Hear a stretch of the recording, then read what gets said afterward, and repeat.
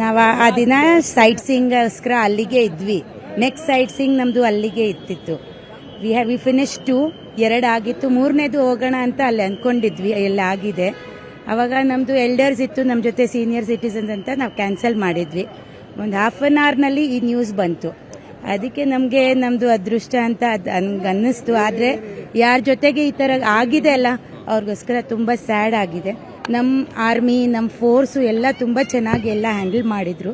Very they came to our hotels ಎಲ್ಲ ಬಂದು ನಮಗೆಲ್ಲ ತುಂಬ ಸಮಾಧಾನ ಮಾಡಿ ತುಂಬ ಚೆನ್ನಾಗಿ ನೋಡಿದ್ರು. 20 ಜನ ಹೋಗಿದ್ವಿ, 20 ಪೀಪಲ್, ಎಲ್ಲರೂ ಸೇಫ್ ಆಗಿ ಬಂದಿದ್ದೀವಿ. ಕಾಶ್ಮೀರ್ನಲ್ಲಿ ನಮ್ಮ government, hour people, hotel people ಎಲ್ಲರೂ ನಮ್ಮನ್ನ ತುಂಬ ಚೆನ್ನಾಗಿ ಸಮಾಧಾನ ಮಾಡಿಸಿ ತುಂಬ ಚೆನ್ನಾಗಿ ಎಲ್ಲರನ್ನೂ ನೋಡಿಬಿಟ್ಟು ನಮ್ಗೆಲ್ಲರಿಗೂ ಕಳಿಸ್ಕೊಟ್ಟಿದ್ದಾರೆ. ನಾವು ಅವ್ರಿಗೋಸ್ಕರ ತುಂಬ ಥ್ಯಾಂಕ್ಸ್ ಅನ್ಕೋಬಿಟ್ಟು ತುಂಬ ಧನ್ಯವಾದ ಹೇಳ್ತೀನಿ. ತುಂಬ ಭಯ ಆಯಿತು ಸರ್, ಬಿಕಾಸ್ ನಮ್ಮ ಜೊತೆಗೆ ಎಲ್ಲರೂ ಸೀನಿಯರ್ ಸಿಟಿಸನ್ಸ್ ಇದ್ರು. ಹಾಲಿಡೇಗೆ ಅಂತ ಅವ್ರ ಡ್ರೀಮ್ ಹಾಲಿಡೇಸ್ ಅಂತ ಕರ್ಕೊಂಡು ಹೋಗಿದ್ವಿ. It was a 8 day programme. ಆ 8 ಡೇಸ್ ಪ್ರೋಗ್ರಾಮ್ಗೆ ನಮ್ಗೆ ಕರೆಕ್ಟ್ 8 ಡೇಸ್ ಮುಗ್ದಿತ್ತು. ಆ ಲಾಸ್ಟ್ ದಿನ ಅಲ್ಲಿಗೆ ಹಿಂಗೆ ಆಗಿದ್ದಕ್ಕೆ ನಮ್ಗೆ ತುಂಬ ಸ್ಯಾಡ್ ಇದೆ. ಯಾರ ಜೊತೆ ಕಂಡೋಲೆನ್ಸಸ್ ಅವ್ರ ಜೊತೆಗಿದೆ, ಯಾರ ಜೊತೆಗೆ ಈ ಥರ ನಡೆದಿದೆ ಘಟನೆ. ನಮ್ಮ ಮಕ್ಕಳು ಎಲ್ಲರೂ ತುಂಬ ಹೆದರ್ಕೊಂಡ್ರು.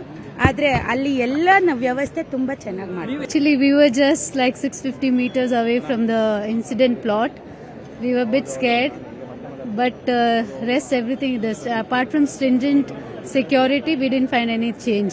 So I think this was planned. We don't know the motive, but attacking on the tourists is a shameful act. Are you scared? Yes, and more than us, our kids were really scared. How many people are We were 20, group of 20. package tour? Yeah, package tour. Hina.